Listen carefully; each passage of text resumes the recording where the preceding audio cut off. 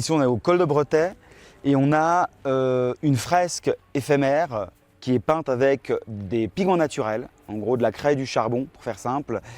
C'est le genre d'œuvre que je réalise un peu partout dans le monde.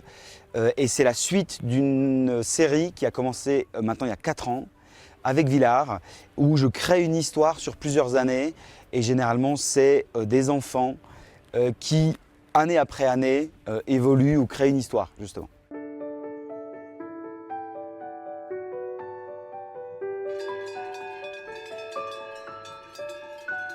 Le défi, généralement, il est double.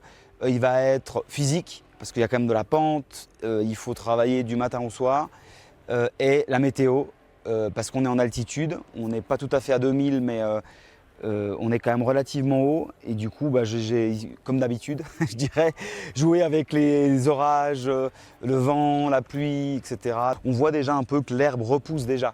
Moi, j'adore ce moment-là, parce que finalement, c'est un moment où la nature reprend ses droits sur ce que j'ai fait moi.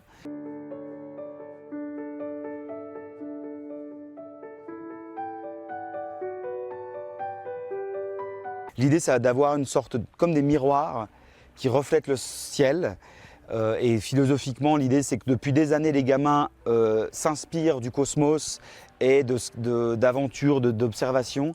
Et pour la première fois, ils le mettent en dessin et les dessins prennent vie. C'est pour ça que j'ai mis de la couleur. On a l'impression que le ciel se reflète dans les dessins. Et mon idée, c'est de dire que le cosmos, ça fait une sorte de fenêtre ouverte sur le monde.